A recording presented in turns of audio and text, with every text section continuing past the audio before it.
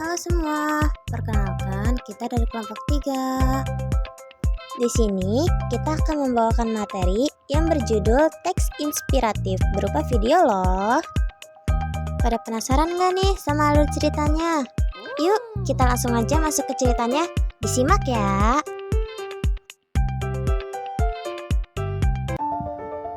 Di salah satu kampus ternama, ada seorang anak laki-laki yang bernama Maiden Mizune. Maiden adalah anak pintar dan bahkan dia bisa memasuki peringkat keempat dalam kampusnya. Namun, Maiden sangat membangkang kepada kedua orang tuanya. Dia selalu saja pergi keluar di malam hari dan tidak memberikan kabar kepada ayah dan bundanya. Maiden juga terkenal di sekolahnya karena dia murid terpintar sekaligus terkenal karena kenakalannya. Maiden bersama teman-temannya suka sekali bermain motor dan bahkan pernah 2 kali dipanggil ke kantor polisi. Ayah Maiden saat itu sangat khawatir akan masa depannya Maiden. Bundanya pun tidak kalah khawatirnya. Bundanya mengkhawatirkan Maiden jika terjadi apa-apa padanya. Tapi Maiden tampak tidak peduli terhadap kekhawatiran kedua orang tuanya. Sebenarnya, Maiden sangat sayang kepada orang tuanya. Dia tidak pernah membantah omongan kedua orang tuanya.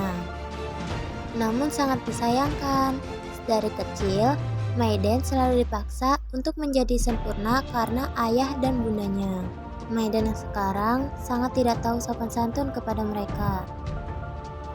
Saat makan malam bersama, orang tuanya membicarakan tentang apa yang akan dilakukan Maiden ke depannya. Dengan acuh tak acuh, Maiden pun menjawab, "Aku ingin menjadi diriku sendiri." Orang tuanya sangat kaget mendengar jawaban Maiden. Ayahnya pun dengan marah dan tegas mengatakan, "Jika kamu menuruti keinginanmu dengan menjadi pribadimu sendiri, pasti masa depanmu akan kacau, Maiden. Pikirkan untuk keluargamu di masa depan." Maiden yang mendengar perkataan ayahnya itu pun sangat marah. Dia pun mengatakan, "Dengan aku menjadi pintar, seharusnya dapat memuaskan kalian berdua. Yang benar saja, bahkan aku juga harus jadi pribadi yang kalian inginkan. Cukup otakku saja yang dikendalikan, jangan jiwaku juga." Mereka yang mendengar itu pun sangat sakit hati dan merasa menyesal karena telah mengikat Maiden dan menyeretnya sesuai dengan arah yang mereka mau. Bahkan mereka sendiri pun tidak tahu Maiden terguncang-guncang atau tidak. Setelah Maiden mengatakan seperti itu, Maiden pergi keluar dengan keadaan marah. Dia sangat kesal dengan kedua orang tuanya. Maiden meninggalkan rumah selama 1 minggu tanpa memberikan kabar apa-apa kepada orang tuanya. Setelah kejadian itu pula, orang tuanya pergi mengendarai mobil dengan tujuan mengundang dokter psikolog untuk memberikan masukan kepada Maiden agar ke jalan yang lebih baik. Namun, takdir berkata lain. Ayah dan bunda Maiden tertabrak oleh mobil truk yang besar yang menyebabkan keduanya meninggal dunia. Maiden yang saat itu sedang bersama teman-temannya mendapatkan kabar dari kerabatnya bahwa kedua orang tuanya meninggal. Maiden pun lantas pergi dengan perasaan kacau pulang ke rumah, dan dia melihat dengan mata kepalanya sendiri bahwa orang tuanya sudah tidak akan menemani dia sampai seterusnya. Maiden merasa dunianya sangat hancur, dan ia juga merasakan penyesalan yang sangat besar. Dia pun memeluk jenazah kedua orang tuanya dengan erat, seakan-akan tidak rela melepaskan keduanya pergi meninggalkan Maiden untuk selama-lamanya. Dalam hati dirinya, dia memutuskan untuk berubah dan menjadi pribadi yang lebih baik untuk membalas jasa kedua orang tuanya. Setelah 8 tahun kepergian kedua orang tuanya, Maiden dapat disebut bintang gemilang keluarga Mizune. Bahkan, dia lulusan peringkat pertama dalam universitas tersebut.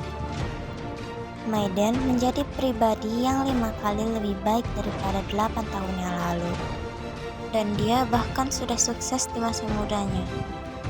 Maiden rasa usahanya cukup untuk membuat kedua orang tuanya tersenyum di surga sana. Baiklah teman-teman, itulah ceritanya. Menurut kalian cerita ini seru atau tidak nih? Pelajaran yang dapat kita ambil adalah mau bagaimanapun anak, mau bagaimanapun orang tua, mereka akan tetap menjadi keluarga kita.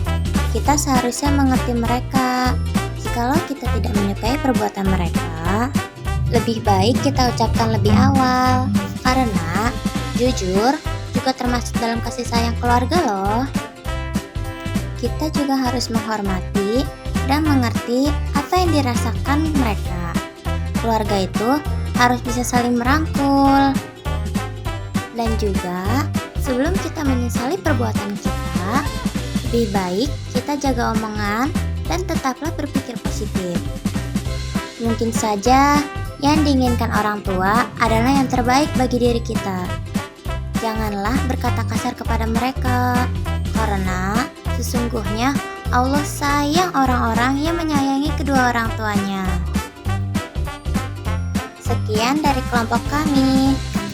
Semoga kita bertemu lagi di lain waktu ya. Sampai jumpa lagi.